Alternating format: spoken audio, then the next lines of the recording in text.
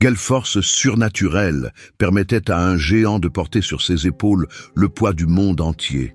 L'extraordinaire histoire de Saint Christophe nous révèle comment un homme à la force démesurée, désireux de servir le Seigneur suprême, rencontra l'enfant Jésus et vécut une transformation spirituelle qui a inspiré des millions de fidèles au fil des siècles, faisant de lui le protecteur universel des voyageurs, tant sur le plan physique que spirituel. Chapitre 1. Le géant de Canaan. Il y a de nombreux siècles, sur les terres de Canaan, vivait un homme d'une stature et d'une force exceptionnelle. Son nom d'origine était Réprobo, et sa silhouette imposante inspirait à la fois admiration et crainte auprès de ceux qui le connaissaient.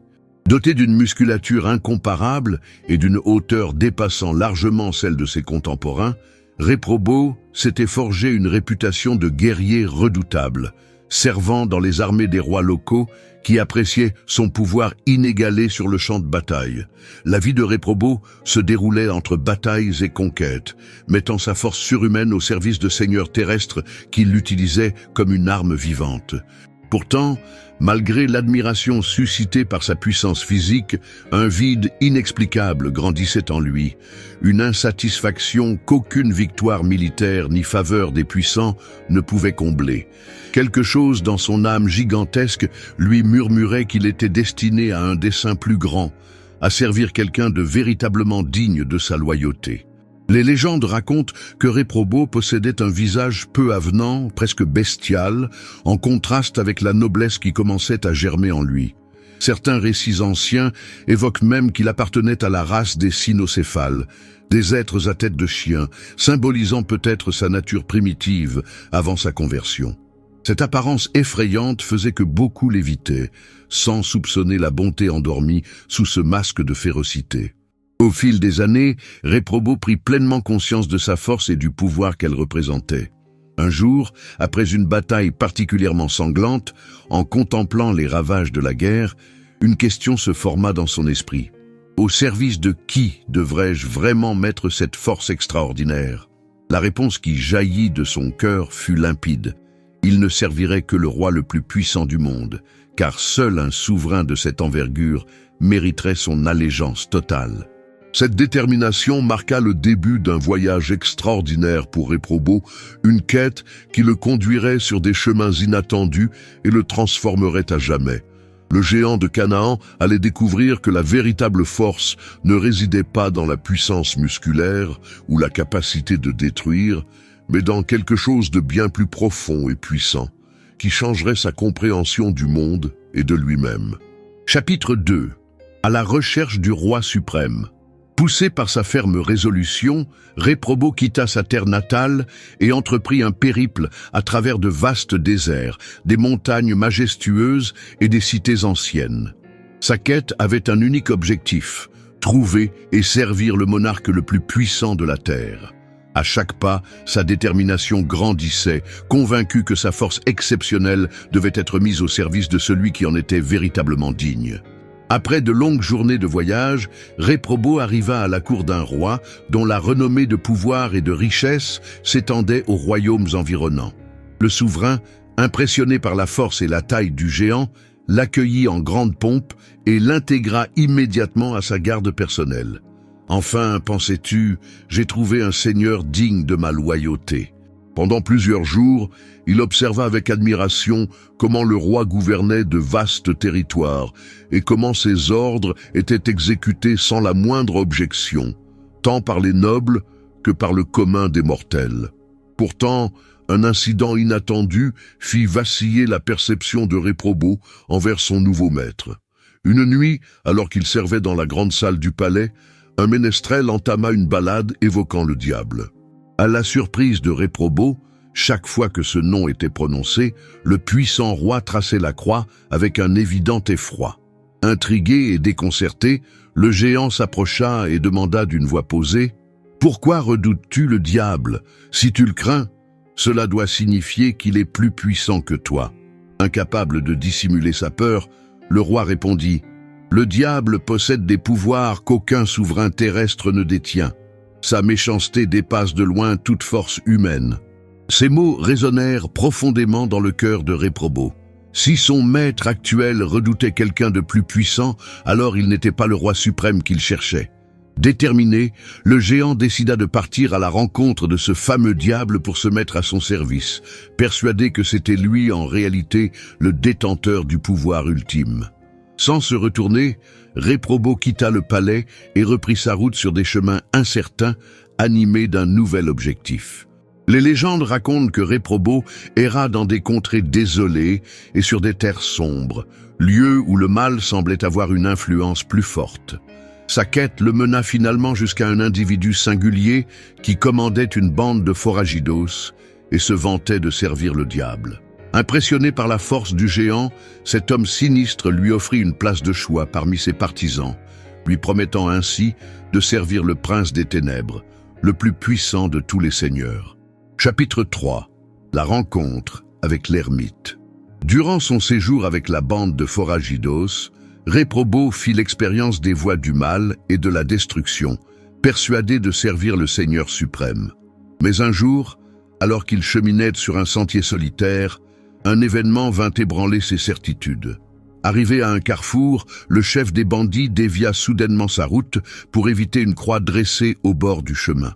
Intrigué par ce comportement, Réprobo demanda la raison de cette crainte. L'homme, visiblement troublé, confessa que le diable redoutait le Christ crucifié et fuyait tout symbole le représentant. Cette révélation frappa Réprobo comme un éclair. Si le diable craignait le Christ, alors ce dernier devait être plus puissant que le prince des ténèbres. Sans hésiter, le géant quitta les bandits, résolu à trouver ce Christ qui inspirait une telle crainte chez celui qu'il considérait comme le plus puissant. Sa quête le mena sur des chemins inconnus jusqu'à ce que, aux abords d'un village isolé, il rencontre un vieil ermite habitant une modeste chaumière près d'une rivière dangereuse. L'ermite, un homme à l'apparence frêle mais au regard pénétrant, accueillit Réprobo avec une chaleur que le géant n'avait jamais connue. Lorsque celui-ci exprima son désir de trouver le Christ, l'ermite sourit avec sagesse et lui dit « Tu as cherché le pouvoir au mauvais endroit, mon fils. Le Christ ne se trouve ni dans les palais, ni dans les armées, et pas même sur les sentiers du mal. Le Christ se révèle dans le service aux autres, dans l'abnégation généreuse et dans l'amour désintéressé. » Perplexe face à ces paroles contraires à tout ce qu'il avait cru jusque-là, Réprobo implora l'ermite de lui enseigner comment servir ce Christ. Constatant la sincérité du cœur du géant, le vieil homme entama son instruction en lui transmettant les fondements de la foi chrétienne.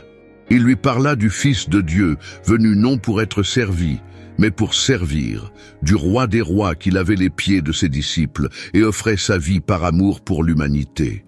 Ces enseignements transformèrent peu à peu la compréhension de Réprobo sur la véritable puissance.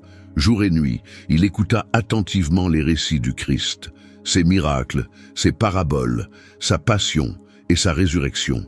Chaque histoire était comme une eau vive étanchant la soif spirituelle qui le tourmentait depuis toujours. Finalement, lorsque Réprobo demanda comment il pouvait concrètement servir ce roi des rois, l'ermite se tourna vers la rivière impétueuse qui coulait près de sa chaumière et lui offrit une réponse qui allait changer sa vie à jamais. Chapitre 4. Le service au bord de la rivière. « Regarde cette rivière, mon fils », dit l'ermite en désignant les eaux turbulentes qui, après de récentes pluies, déchaînaient leur force destructrice. De nombreux voyageurs doivent la traverser pour poursuivre leur chemin, mais ces courants traîtres ont déjà coûté la vie à bien des âmes. Toi, qui as été béni d'une force extraordinaire, pourrais servir le Christ en aidant ses pèlerins à traverser en toute sécurité. Les paroles de l'ermite résonnèrent profondément dans le cœur de Réprobo, qui comprit qu'il venait enfin de trouver un moyen de mettre sa force au service d'une cause véritablement noble. Sans perdre un instant, le géant construisit une modeste chaumière au bord de la rivière dangereuse et se lança dans sa nouvelle mission. Du lever au coucher du soleil, Réprobo usait de sa hauteur et de sa puissance pour transporter les voyageurs d'une rive à l'autre, les portant sur ses larges épaules, tout en pataugeant dans des eaux tumultueuses qui ne lui montaient qu'à la taille. Pour se stabiliser durant la traversée, il déracina un arbre entier qu'il utilisait tel un bâton, l'enfonçant fermement dans le lit de la rivière pour lutter contre la force du courant. Au fil des jours, la renommée du géant au grand cœur se répandit dans les contrées environnantes. Des voyageurs de tous âges et de toutes conditions venaient solliciter son aide aux abords de la rivière. Réprobo n'en refusait jamais à personne. Peu importait l'heure ou la rigueur du temps, son engagement envers le service était absolu. Pendant les tempêtes les plus violentes, lorsque les eaux montaient avec fureur, sa détermination se renforçait, conscient que c'était précisément dans ces moments qu'on avait le plus besoin de lui. Ce qui rendait cette œuvre encore plus extraordinaire, c'était que Réprobo ne demandait jamais de paiement pour ses services. Il vivait de la générosité des voyageurs reconnaissants qui partageaient avec lui leurs provisions ainsi que des fruits et légumes qu'il cultivait dans un petit potager jouxtant sa chaumière.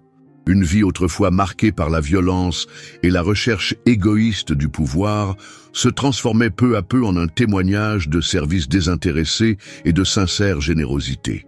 Tout en aidant les voyageurs, Réprobo partageait avec eux les enseignements reçus de l'ermite. Beaucoup étaient touchés non seulement par sa force physique, mais aussi par la transformation spirituelle visible dans ses paroles et ses actions. Certains, inspirés par l'exemple du géant, décidaient même de changer le cours de leur vie.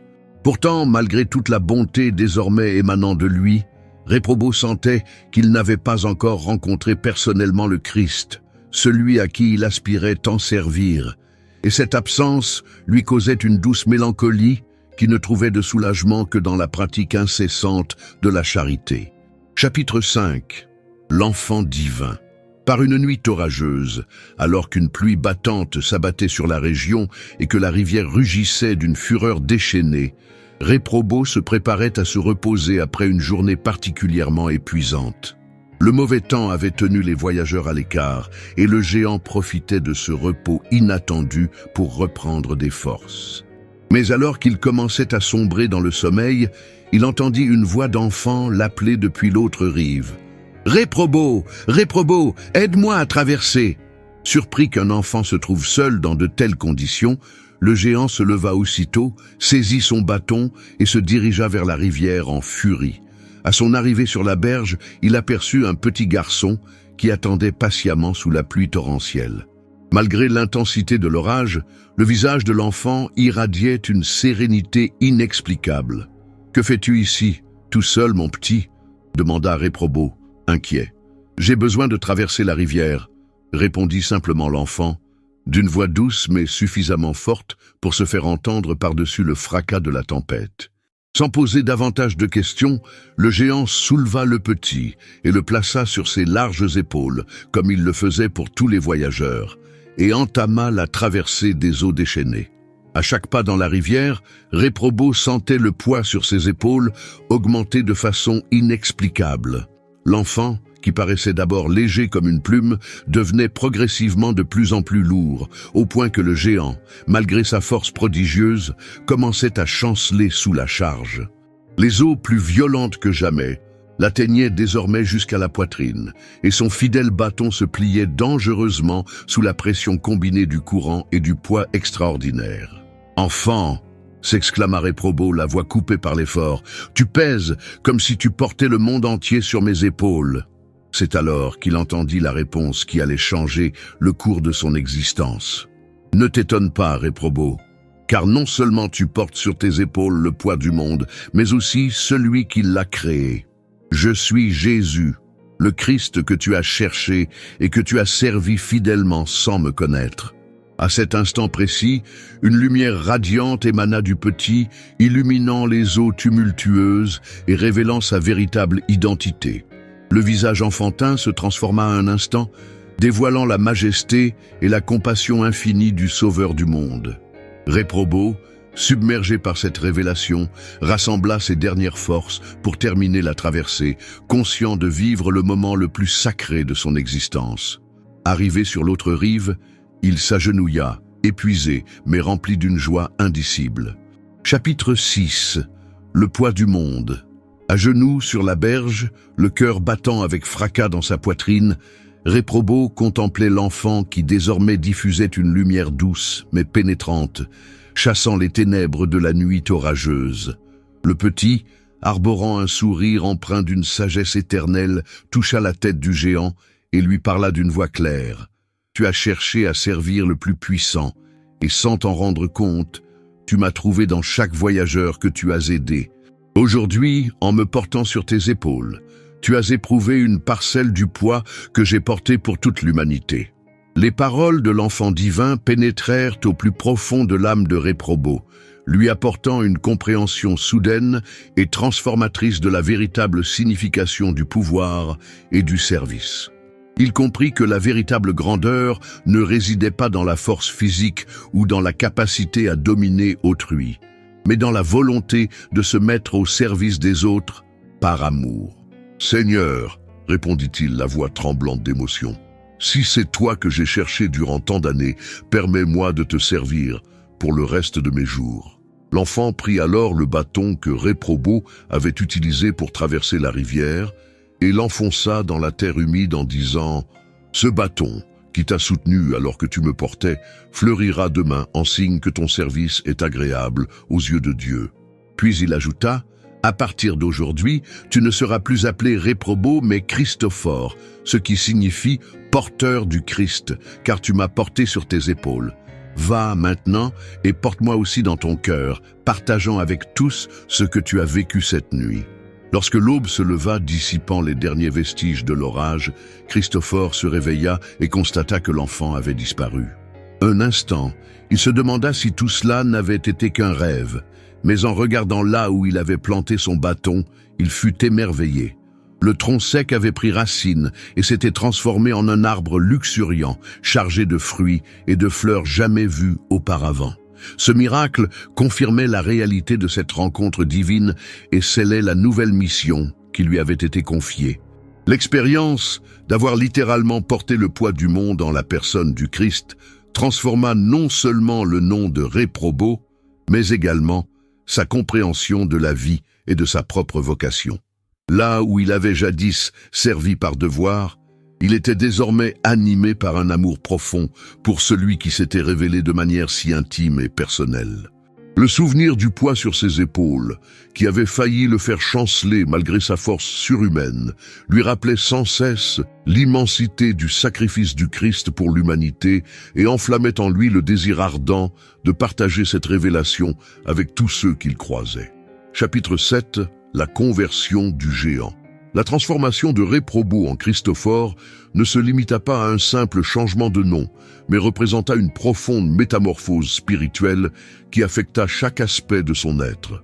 Le géant, autrefois avide de pouvoir et de reconnaissance, trouvait désormais sa plus grande joie dans l'humilité et le service désintéressé. Son visage, jadis décrit comme quasi bestial, commença à refléter une beauté intérieure transcendante, attirant les gens non par la crainte, mais par la bonté qui émanait de lui. Christophore poursuivit son œuvre au bord de la dangereuse rivière, et chaque voyageur qu'il aidait à traverser devenait pour lui une opportunité sacrée de servir le Christ lui-même. L'expérience d'avoir soutenu le Créateur de l'univers sur ses épaules lui avait conféré une sensibilité particulière pour reconnaître la dignité divine en chaque être humain, quelle que soit sa condition sociale, son apparence ou ses croyances. À chaque personne qu'il portait, il se rappelait les paroles de Jésus. « Tout ce que vous avez fait à l'un de ses plus petits, c'est à moi que vous l'avez fait. » Bientôt, Christophore ressentit le besoin de recevoir le baptême afin de sceller officiellement son engagement envers le Christ. Il retrouva l'ermite qui l'avait guidé jadis et lui raconta son extraordinaire rencontre avec l'enfant divin. Ému par le témoignage du géant, le vieil homme lui enseigna les sacrements et les doctrines les plus profondes de la foi chrétienne. Au cours d'une cérémonie sobre mais hautement symbolique, Christophore fut baptisé dans les mêmes eaux de la rivière qui avaient été le théâtre de sa transformation spirituelle, symbolisant la mort de l'homme qu'il était et la naissance à une vie nouvelle en Christ. Ce baptême insuffla en Christophore une force intérieure surpassant de loin sa prodigieuse puissance physique. Inspiré par le Saint-Esprit, il commença non seulement à aider les voyageurs à traverser la rivière, mais aussi à partager avec eux la bonne nouvelle du Christ. Par des paroles simples mais empreintes d'une sagesse née de l'expérience personnelle, il relatait sa rencontre avec l'enfant Jésus et expliquait comment cet événement avait révélé le véritable sens du pouvoir et du service. Nombreux furent ceux, touchés tant par son témoignage que par l'exemple de sa vie, qui se convertissaient au christianisme, engendrant ainsi une chaîne de transformation spirituelle qui s'étendait bien au-delà de la rivière. La renommée de Christophore se répandit rapidement dans toute la région, attirant des personnes venues non seulement pour traverser la rivière, mais aussi pour écouter ses enseignements et assister aux miracles vivants de sa conversion. Parmi elles se trouvaient des malades en quête de guérison, des pécheurs aspirant au pardon et des chercheurs sincères de vérité.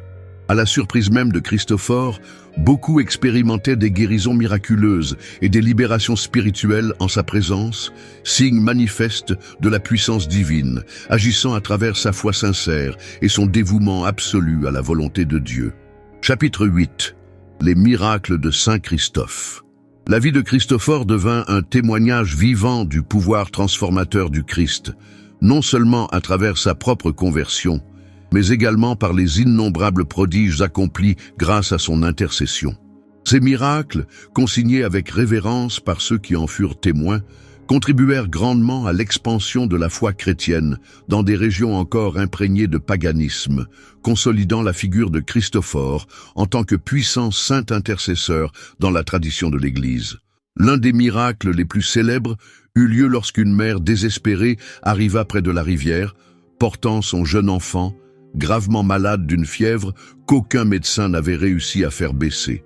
Après les avoir aidés à traverser la rivière, Christophore, ému par la souffrance du petit et l'angoisse de sa mère, posa sa main sur le front brûlant de l'enfant et éleva une prière simple mais fervente. « Seigneur Jésus, toi qui t'es manifesté à moi sous les traits d'un enfant, aie pitié de ce petit qui souffre. » À la stupéfaction de tous, la fièvre disparut instantanément et le petit, quelques instants auparavant à peine capable d'ouvrir les yeux, se redressa plein d'énergie comme s'il n'avait jamais été malade.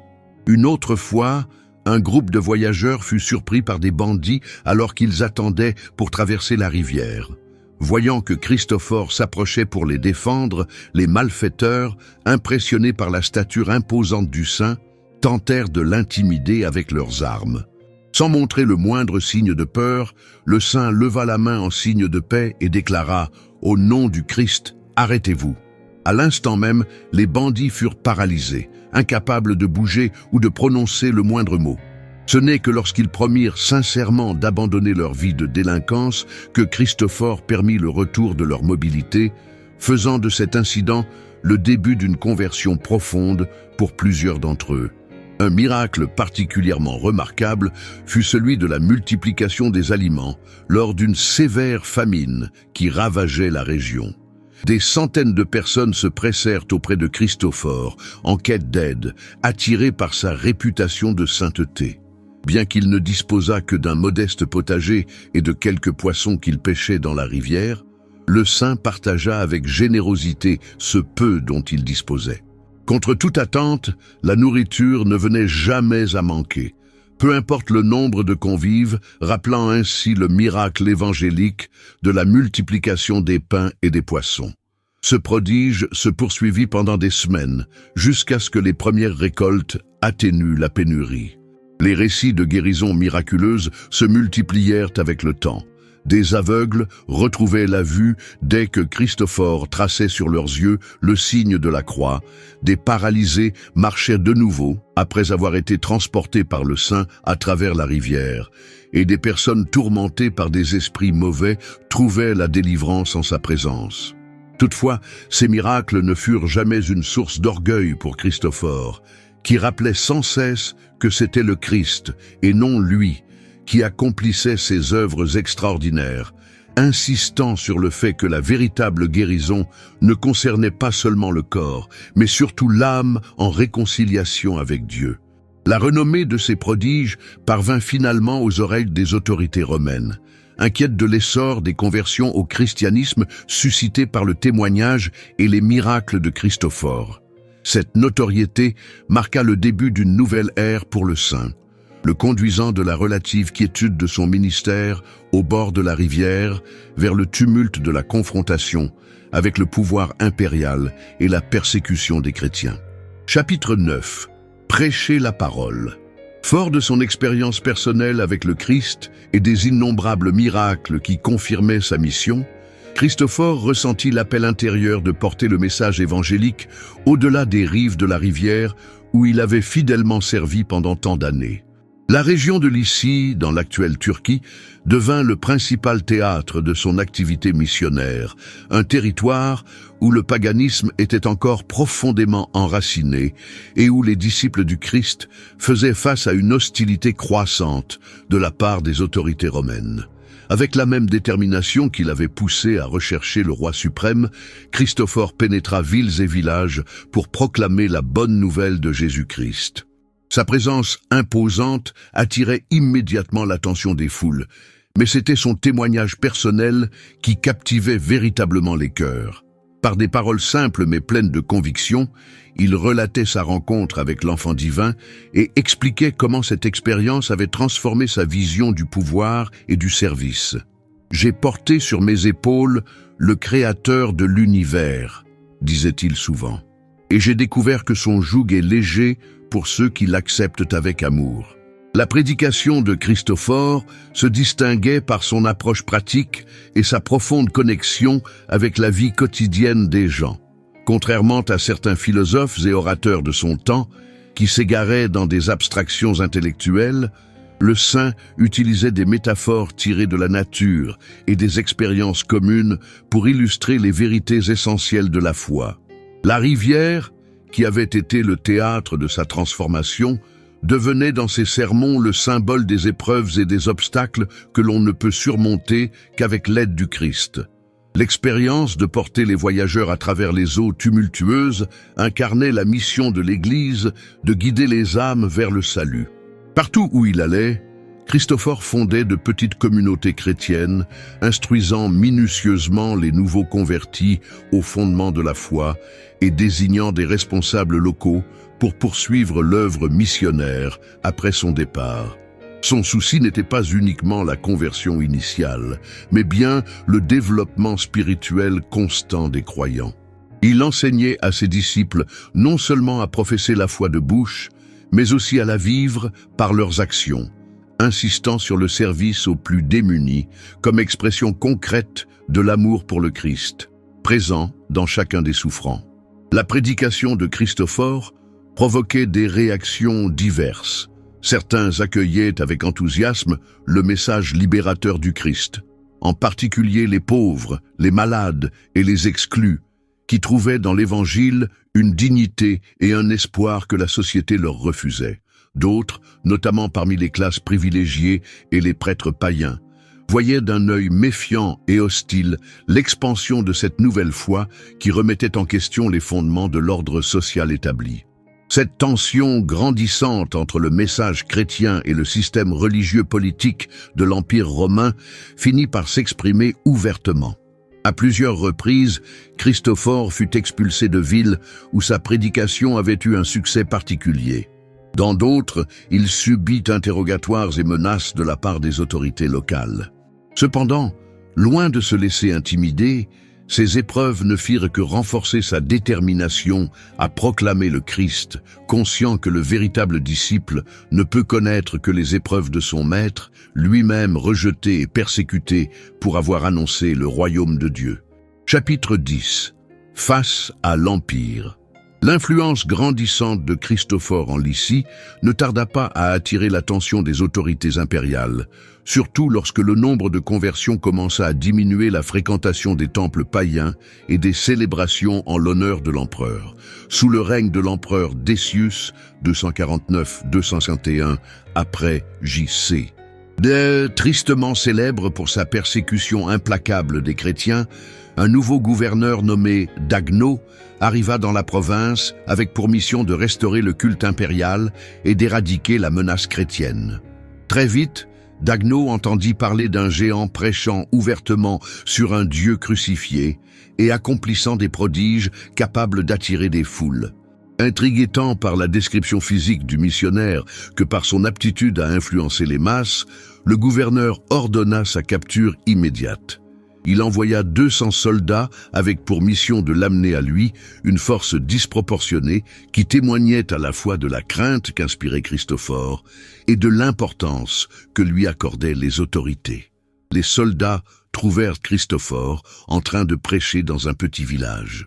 À leur grande surprise, le géant ne résista pas lorsqu'on lui communiqua l'ordre du gouverneur. « J'ai servi des rois terrestres avant de connaître le roi des rois », leur dit-il calmement, « et je sais qu'un véritable disciple du Christ doit être prêt à comparaître devant tribunaux et gouverneurs pour témoigner de sa foi. » Cette attitude déconcerta les soldats, qui s'attendaient à affronter un rebelle féroce et se retrouvèrent face à un homme de paix acceptant de se rendre volontairement.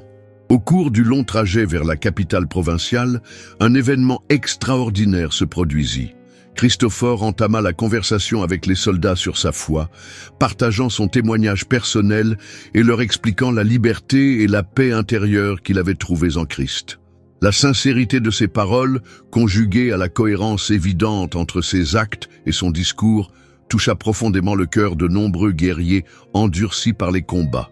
Lorsque le groupe arriva devant le gouverneur, plusieurs soldats commençaient à remettre en question leurs croyances païennes, préparant ainsi le terrain pour d'éventuelles conversions ultérieures.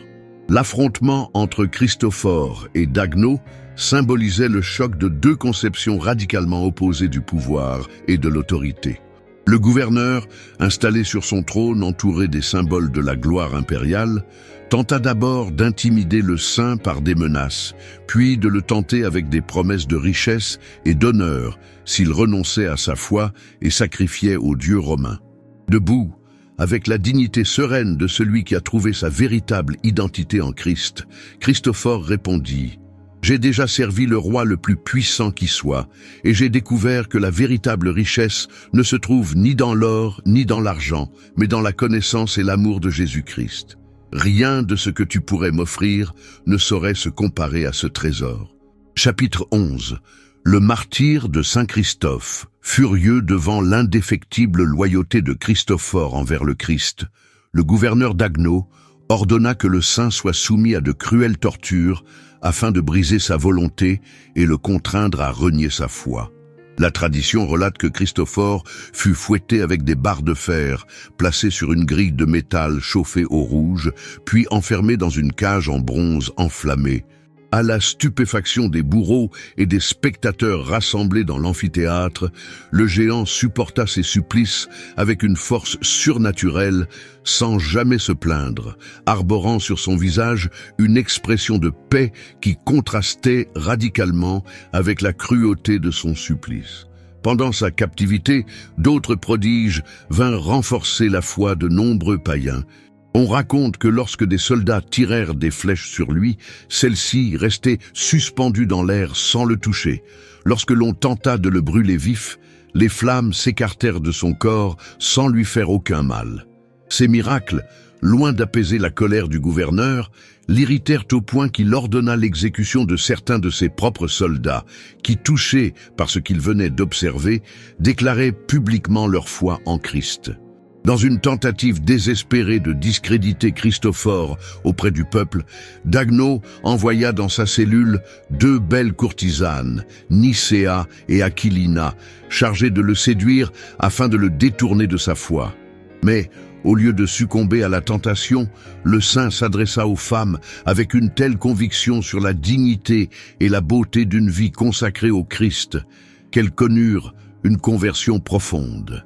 Elles revinrent devant le gouverneur, non pas pour annoncer le succès de leur mission, mais pour proclamer publiquement leur nouvelle foi et renoncer à leur ancienne vie. Furieux, Dagno ordonna alors leur exécution immédiate, faisant de Nicéa et d'Aquilina les premières martyrs, dont la conversion était attribuée directement à l'influence de Saint Christophe. Finalement, comprenant qu'aucune torture physique ne pouvait briser la détermination du saint, le gouverneur ordonna sa décapitation. Selon les récits traditionnels, avant d'être conduit au lieu de l'exécution, Christophore obtint la permission de prier une dernière fois. Il s'agenouilla et offrit à Dieu une prière, non pour lui-même, mais pour tous ceux qui, à l'avenir, invoqueraient son intercession, en particulier les voyageurs exposés aux dangers de la route. Une voix céleste se fit alors entendre, promettant que sa demande serait exaucée et que son nom serait vénéré à travers les siècles. Le 25 juillet de l'an 251 après J.C., selon la tradition la plus répandue, Christophore offrit sa vie pour le Christ. Au moment où l'épée du bourreau sépara sa tête de son corps, il est dit qu'au lieu de sang, du lait jaillit, un signe surnaturel qui entraîna de nouvelles conversions parmi les spectateurs, y compris celle du bourreau lui-même, qui, laissant tomber son épée, proclama sa foi en Christ et choisit de mourir également en martyr. La dernière volonté de Christophore fut que ses reliques soient dispersées en divers lieux afin de bénéficier au plus grand nombre de fidèles. Ces restes furent vénérés avec une ferveur intense par les chrétiens de la région, qui ne tardèrent pas à constater l'efficace intercession du saint, notamment dans les situations périlleuses des voyages, accomplissant ainsi la promesse divine faite dans les instants précédant son martyre. Chapitre 12. La dévotion à travers les siècles. La vénération de Saint Christophe se répandit rapidement au-delà des frontières de la Lycie, se diffusant dans tout l'Empire romain et, par la suite, dans le monde chrétien. Les premiers témoignages de son culte remontent au VIe siècle, époque à laquelle des églises lui étaient déjà dédiées à Constantinople, à Rome et dans d'autres cités importantes de la chrétienté. Ces reliques, distribuées selon ses dernières volontés, devinrent des centres de pèlerinage où se multipliaient les miracles, notamment en matière de protection durant les voyages et contre les catastrophes naturelles. Au Moyen Âge, la dévotion à Saint Christophe atteignit des niveaux extraordinaires, faisant de lui l'un des saints les plus populaires du calendrier chrétien. Son image, celle du géant portant l'enfant Jésus sur ses épaules, était fréquemment peinte en fresques monumentales aux entrées des églises, souvent visibles de l'extérieur.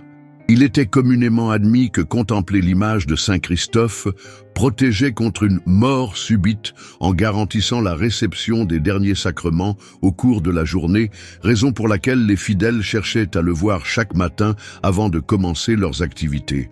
Les pèlerins parcourant les grandes routes médiévales, telles que le chemin de Compostelle, invoquaient sans cesse la protection de Saint Christophe, portant sur eux des médailles ou des amulettes à son effigie. Les auberges et hôpitaux destinés aux voyageurs étaient souvent placés sous son patronage et dans les passages montagneux dangereux ou au gué de rivières tumultueuses, de petites chapelles lui étaient dédiées, permettant aux voyageurs de s'arrêter pour prier avant d'affronter les périls de la route. Cette association avec les passages difficiles reflétait parfaitement l'essence même de son histoire, aider autrui à traverser en sécurité les épreuves de la vie. Avec l'avènement de l'ère moderne et le développement de nouveaux moyens de transport, la dévotion à Saint Christophe non seulement subsista, mais s'adapta aux circonstances nouvelles. À la fin du XIXe siècle, avec l'apparition des premiers automobiles, le saint fut naturellement désigné comme leur patron, et la tradition de porter une médaille ou une statuette de Saint Christophe dans les véhicules se répandit rapidement, tant chez les conducteurs croyants que chez ceux n'étant pas pratiquants. Cette coutume perdure jusqu'à aujourd'hui, et des millions de conducteurs à travers le monde confient leur sécurité à la protection du géant qui porta le Christ sur ses épaules. Même si, suite aux réformes liturgiques postérieures au Concile Vatican II, Saint Christophe fut retiré du calendrier universel de l'Église catholique en 1969 en raison des incertitudes historiques entourant sa figure, son culte demeure extrêmement populaire localement dans de nombreux pays. Dans plusieurs communautés, d'importantes bénédictions de véhicules sont organisées lors de sa fête le 25 juillet, et des processions avec son image défilent dans les rues des villes et villages. Cette pérennité du culte, au-delà des changements liturgiques officiels, témoigne de la profonde connexion ressentie par les fidèles envers ce saint, dont l'histoire incarne si parfaitement les valeurs chrétiennes du service et de l'abnégation. La dévotion à Saint Christophe transcende les frontières religieuses et culturelles, unissant des personnes issues de traditions et de croyances diverses.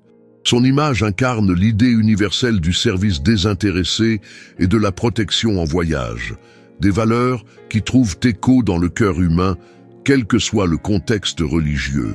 Cette universalité explique pourquoi, même à l'ère technologique et sécularisée dans laquelle nous vivons, la figure du géant portant l'enfant sur ses épaules reste un symbole puissant de sécurité et de protection pour les voyageurs du monde entier. Chapitre 13. Saint Christophe, patron des voyageurs. La désignation de Saint Christophe en tant que patron des voyageurs ne résulte pas d'une décision ecclésiastique formelle, mais a émergé naturellement de la nature même de son histoire et de l'impact profond qu'elle exerçait sur l'imaginaire populaire. L'image du géant traversant une rivière périlleuse tout en portant l'enfant Jésus sur ses épaules symbolise parfaitement la protection offerte aux voyageurs, établissant un lien direct entre l'expérience du saint et les besoins de ceux qui s'aventurent sur des chemins inconnus ou dangereux. Cette association était particulièrement significative à une époque où voyager signifiait s'exposer à de nombreux dangers. Routes infestées de bandits, rivières déchaînées dépourvues de ponts, passages montagneux traîtres et le risque constant de maladies loin de chez soi. Les voyageurs médiévaux, conscients de leur vulnérabilité, cherchaient la protection spirituelle d'un intercesseur capable de comprendre leurs tribulations. Et Saint Christophe, qui avait passé des années à aider les pèlerins à traverser des rivières périlleuses, s'imposait comme l'intercesseur idéal auprès de Dieu dans ces situations. Avec le développement des transports motorisés à l'ère moderne, la figure de Saint Christophe gagna en pertinence. Automobiles, trains puis avions, bien qu'ayant réduit considérablement les temps de déplacement, introduisirent de nouveaux dangers liés à la vitesse et aux complexités mécaniques.